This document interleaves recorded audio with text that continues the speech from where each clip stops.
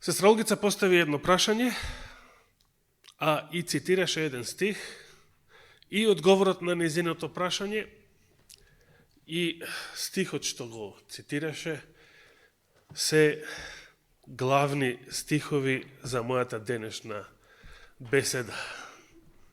Види. Не сме се трефнале, туку Светиот Дух така сакал да биде, така сакал да не води. Каде се наоѓа одговорот на незиното прашање? Со што Господ повикува да се фалиме? Ке отвориме во книгата на пророкот Еремија, прво, Еремија 9 глава. Кои стихови? Да го вработам малку вашиот ум. Кој? 24. Ке почнеме од 22. А ке завршиме со 23-тиот, бидејќи останатите не мора да ги прочитаме. Еремија 9 глава.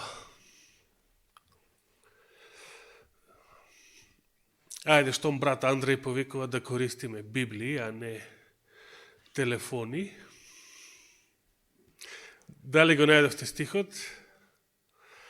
Било на телефон или Библија.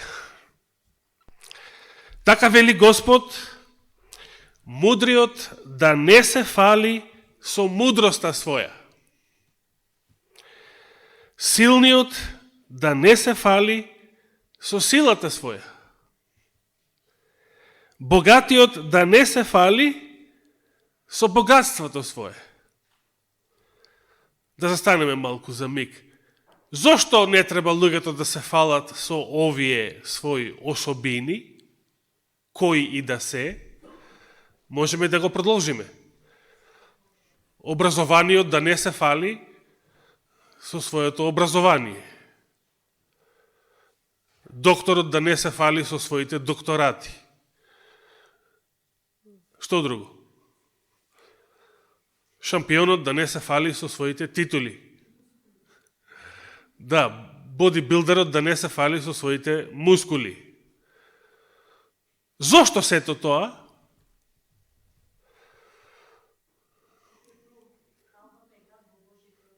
Зошто богатството, силата, мудроста, и пази, дури мудрост се споменува, значи не е знаење како знаење, туку мудрост. Например, можеш да бидеш и доктор на науки, а да немаш мудрост. Како што велев лани, например, постојат и постоеле многу луѓе што не само што беа образовани, луѓе што јас лично ги сметав за паметни луѓе што беа и саглам конзервативни христијани, адвентисти, кои што лани завзедоа погрешна позиција по однос на амалгамацијата. Значи, не е до образованието, не е до некоја природна интелигенција, туку што беше мудроста? Мудроста беше нешто од Бога, просветлување од Божиото Слово. И сепак ни со тоа да не се фали мудриот, ни со силниот да се фали со силата своја, ни богатиот да се фали со богатството свое. И прашувам, зошто? Зошто да не се фалиме со тие работи? Горделивост, точно. Меѓутоа, дали овие работи се трајни?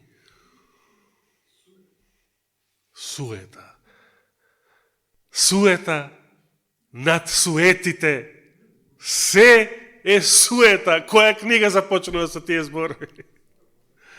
Книгата на проповедникот. Суета. Се е суета. И тоа кој најмудриот од грешните и смртни луѓе во Библијата, израелскиот цар Соломон, За разлика од изреките, мудрите изреки или пословици, Соломон книгата на проповедникот ја напишал во своите позни години. Изреките потекнуваат од, рече се, од целиот период на неговиот живот, значи многу изреки и од неговата младост, но книгата на проповедникот ја напишал во своите позни години. И се што заклучил еден богат цар, кој што имаше огромно богатство. Се сеќаваме, лани зборував и на таа тема за тие 666 таланти злато. Само од Етиопија секоја година, увезувани. Човек кој што, освен што имаше многу богатство, освен што имаше многу коњи, освен што имаше многу коли, беше и мудар.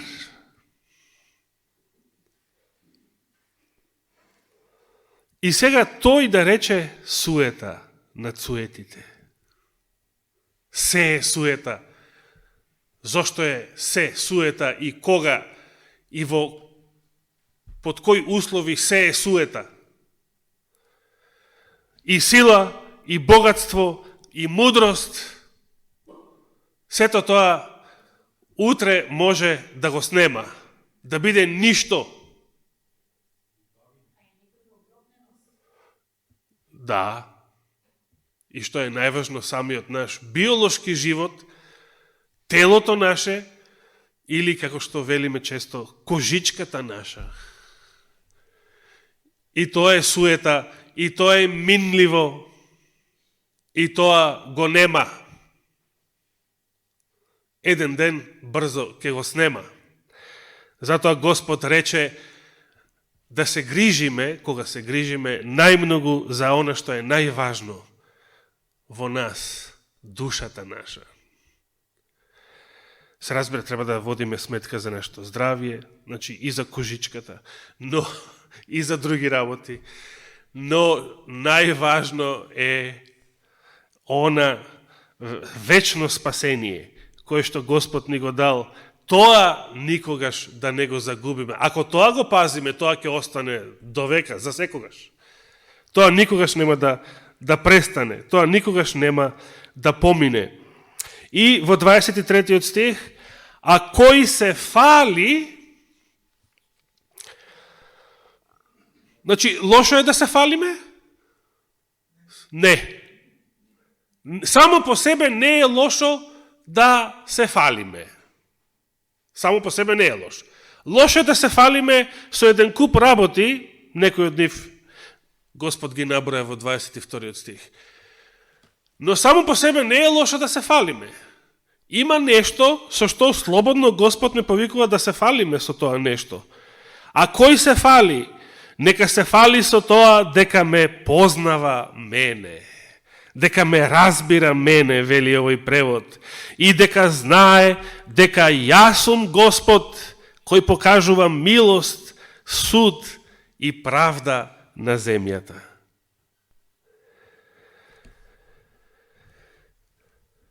Зашто само овие работи ми се угодни, вели Господ. Значи, дали на Господа му е битно колку пари имате во банка? Значи, богатството ваше. Зошто не е битно? Еве, деновиве од, се сеќавате, во мај месец кажав дека Европската Унија планира 24-та година да бидат укинати готовите пари. Ова е страшна и жалостна вест за сите кои што се фалат со парите своји, со имотот свој. Ако со тоа се фалите и на тоа се надевате, жалостна вест. Сега прочитав дека во Америка, наводно, Америка планира да ги укине готовите пари исто така 24-та година. И јас велам да ги спречи Господ, да забрани, да не биде, но штом веќе го зборат, значи дека така и планираат.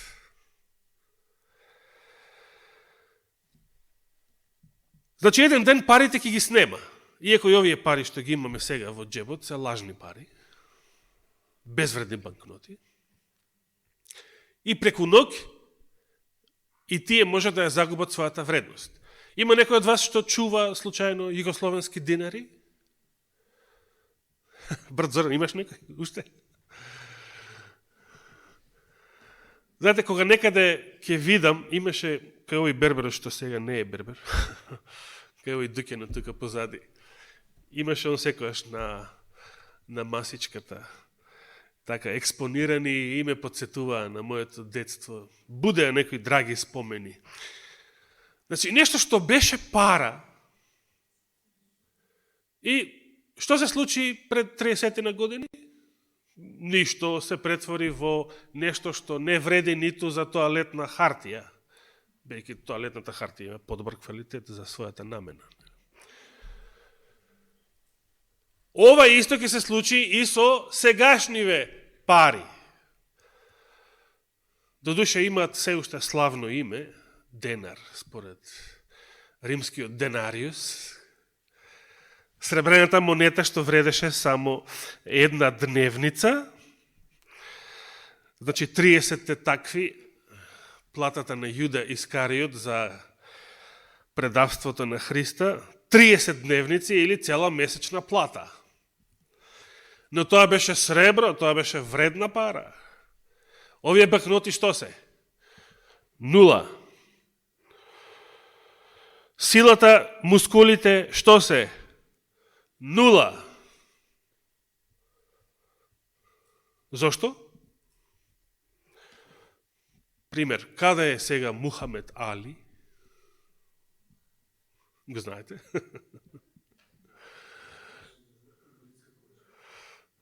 Майк Тајсон во инвалидска количка, да. Оно што беше страф и трепет до 88 година, како што се сеќавам.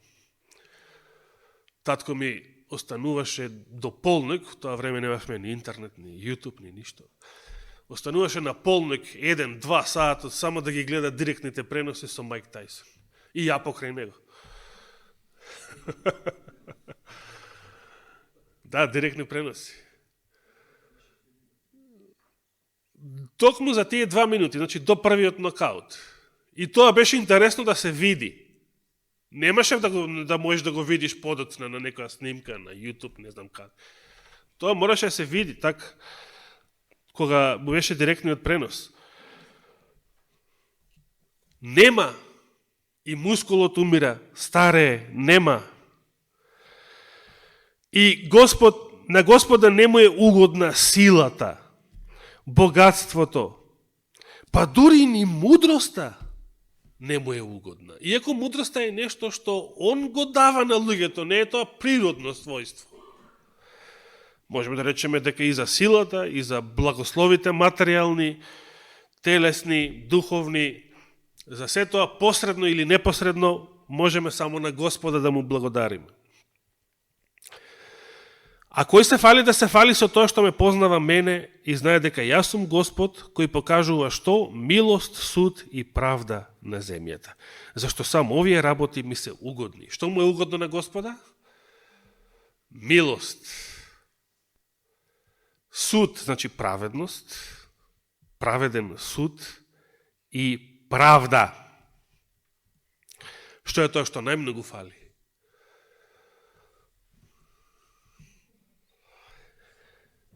Дали фали милост? Дали фали суд?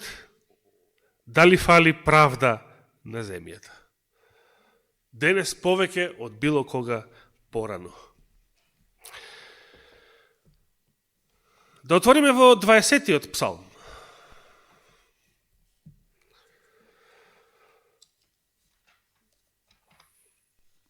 Значи, 19-тиот е, знаете кој?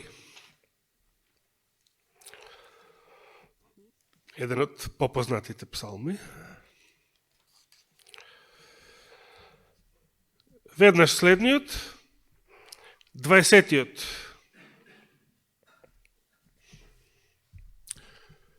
Погодете, краток е овој 20-ти псалм. Кој стих сакам да го прочитам? Што мислите? 7-тиот точно. Не беше тешко. Благодарам. Овој превод вели: едни се фалат со коли, други со коњи. Познавате такви?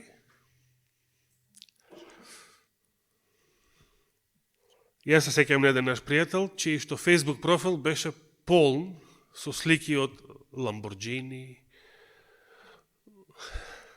тркачки автомобили, еден куп разни видови на автомобили. И во било кое време да видиш негова објава, све автомобили. Што ќе заклучиш за таков човек? Автомобилот му е на прво место. Едни се фалат со коли, други со коњи. Познавате ваков случај? Денес познавате ваков случај?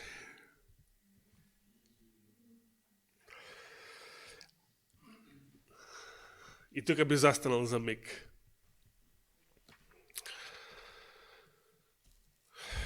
Кога псалмистот вели коњи, тој сигурно мислел на животните, што ги викаме коњи. И не само во негово време, туку до речиси релативно до многу скоро во човечката историја, самите коли биле влечени од коњи. Така, браво, бистар ум. Брат Коце го одговори прашањето пред да го поставил. Но дали и кога коњот престанал да ги влече коњите, овој стих за нас денес го загубил својот смисол. Сега да речеме некаде во Чајри, во Топанско поле, во Шутка, може да видите се уште запрежни коли. Повеќето се разбира, ако не и 100% корисници се некои роми, не сите. Но не е тоа. Ние и денешните не само автомобилски мотори, снагата на многу машини, уште од крајот на 18 век, од првата индустријска револуција, се мери во што?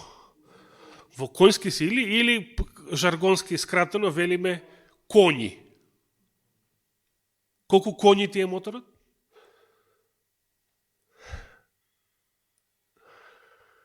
Што значи тоа? Што значи тоа кога велиш колку коњи ти е моторот? Што значи тоа? Значи, ако го извадиш автомобилскиот мотор, а за да го постигнеш истиот ефект на движење, треба да впрегнеш, значи твојата шасија да ја впрегнеш на исто толку коњи, нели? На коња, да. Значи, како настанало тоа? Значи, кога биле конструирани првите машини или мотори, како се случило тие, односно нивната сила, да се мери во коњи? Затоа што коњот бил последното погонско средство. Не само последното, значи, цела претходна историја со илјадници години.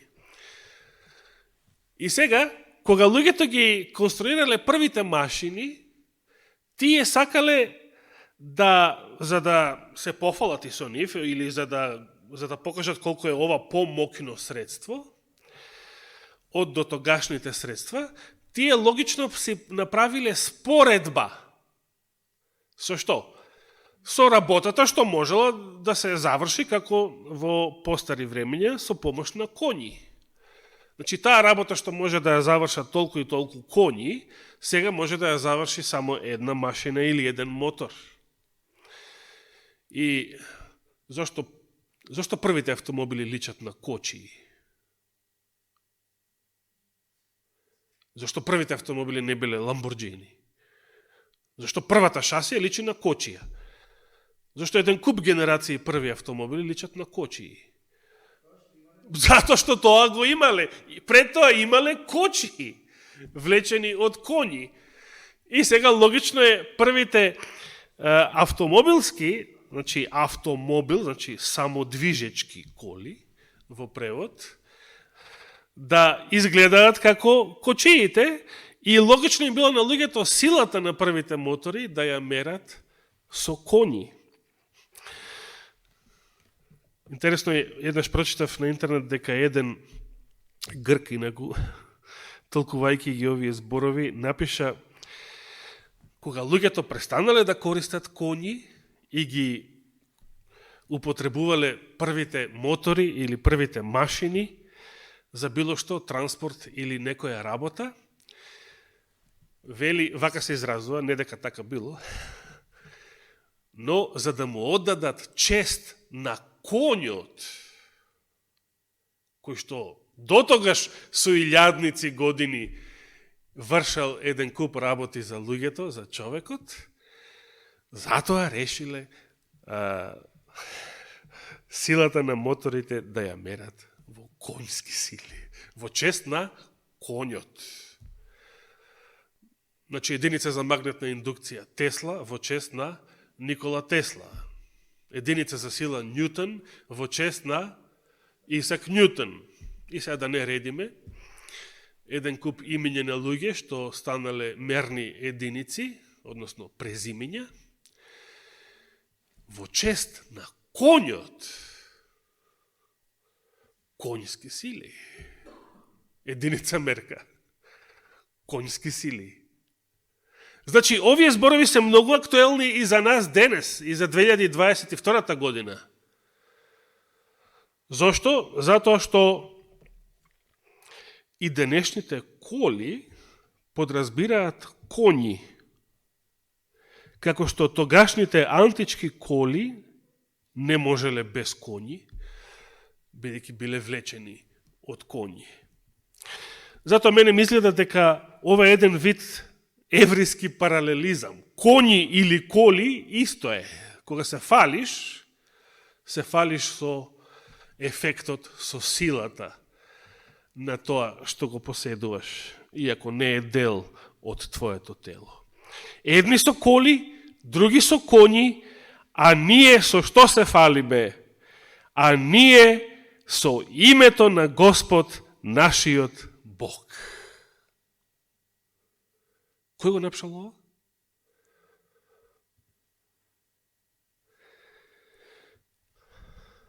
Може би се уште не бил во тоа време, но таткото на Соломон исто така моќен цар во Израел. Зошто се фалел? Зошто не велел, мене Господ ме помаза, додуше тоа треба се држи во тајност се уште, да не разбере Саул. Јас ќе бидам цар на Израел. Јас сум идниот цар. Дали со тоа се фалел? Не. Благодарам. Ти текна зошто ги напишал овие зборови. Давид, иако се уште млад во времето кога ги пишува овие псалми, веќе имал едно големо искуство со силата на Господовото име, како што ние имавме минатата година, ова време. Да се подсетиме уште еднаш на прва книга Самуилова, или ако имате 4 книги цареви, прва книга Царевите, зависи кој превод,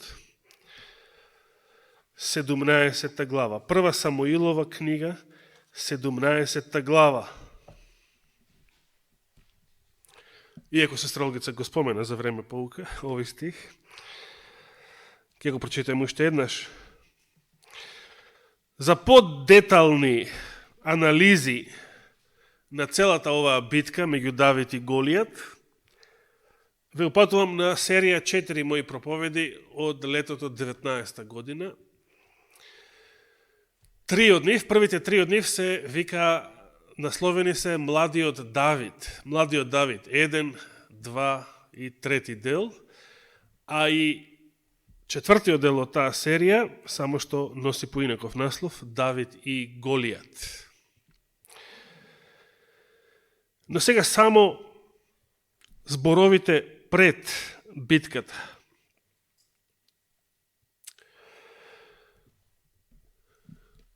Кога Голијат го здогледал Давида, односно кој е тој што се осмелил да се спротивстави, да го прифати предизвикот, 43 стих. Поточно еве 41. Излезе и филистеецот и одејки и приближувајќи се кон Давид, и пред него одеше оруженосецот. Погледна филистеецот и откако го виде Давид, како реагираше сега филистеецот? Со подсмев го изгледа, бидејќи беше млад, рус и убав. Значи, замислете, 17 годишно момче. Го презре, добро, но можеме слободно да претпоставиме дека сигурно и се насмеал. Со други зборови,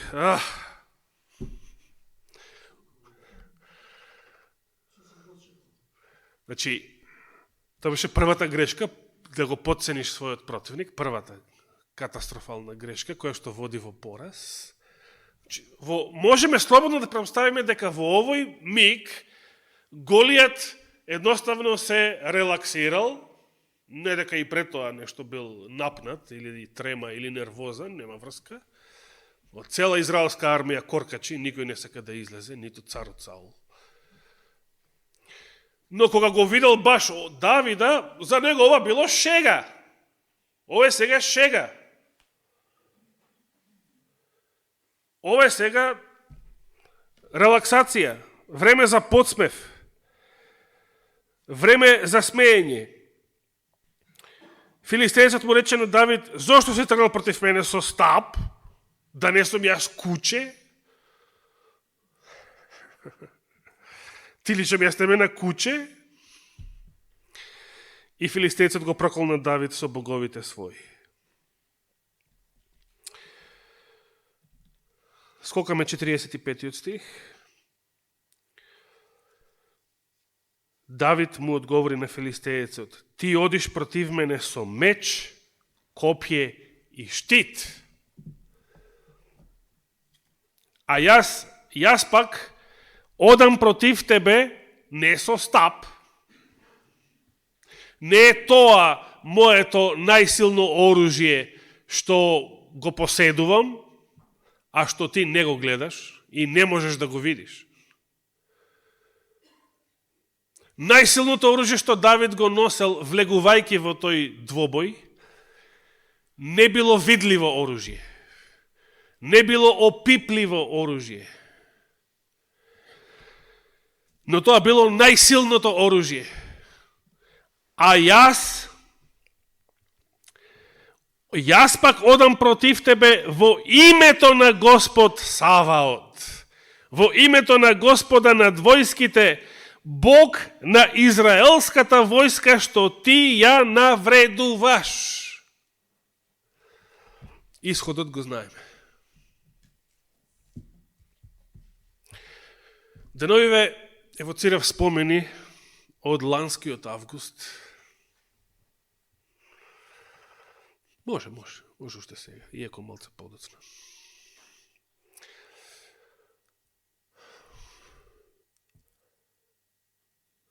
Од неколкуте, а најбитен беше првиот голем протест против наметнатите вакцини. Знаете, на тој протест имаше разни пароли.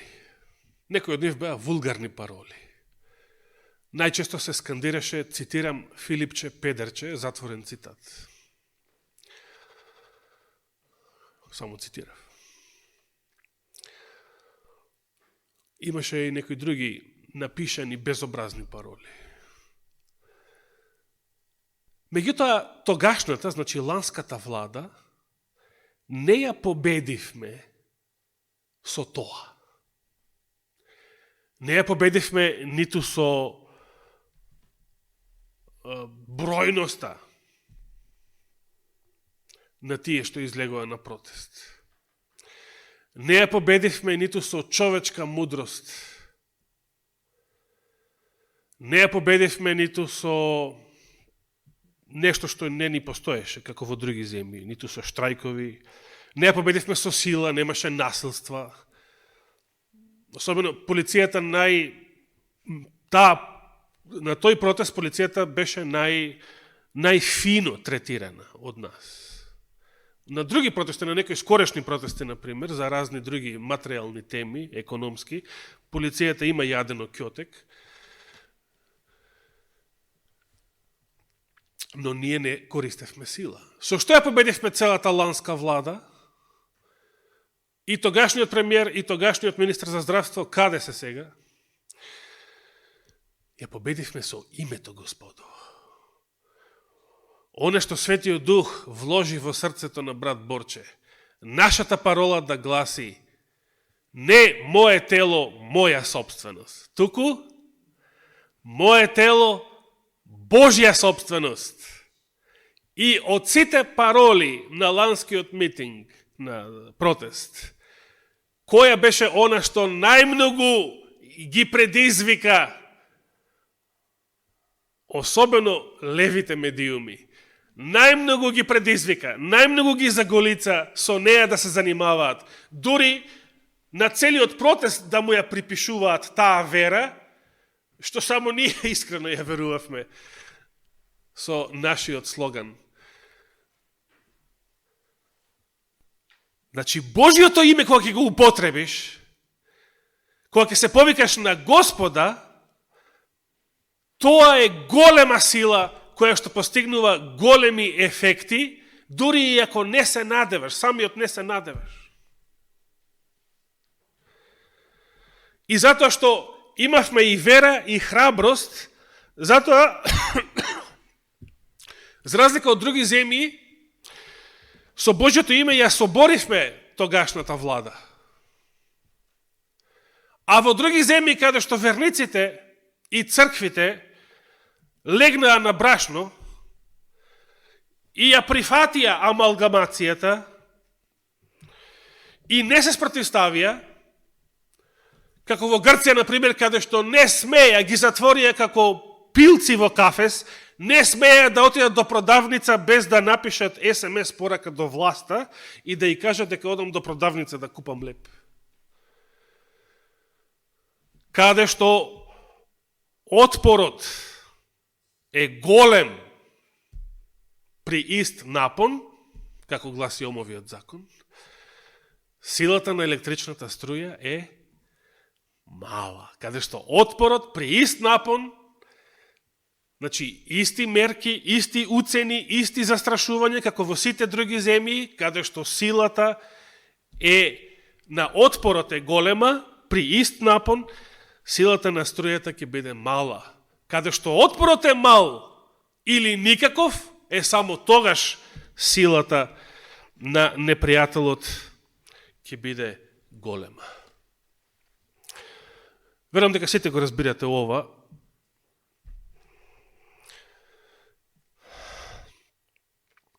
Ова е една објава на Фейсбук некаде од јуни минатата 21 година, која што и јас ја споделив на својот профил. Можам да претпоставам дека не илјадници, не стотици, десетици, стотици илјади, туку милиони луѓе сигурно ја споделија, според еден ефект. Паролата во првиот дел го повторува оно што и самите ѓаволи, односно така наречената светска елита, го проповедаше во текот на минатата година. дека нормалата, животот што го познававме пред COVID, нормалата нема да се врати. И тоа тие го проповедаат и ден денес продолжуваат да го проповедаат. Тие отворено му велат на светот, немојте ниту да се надевате на минатиот живот.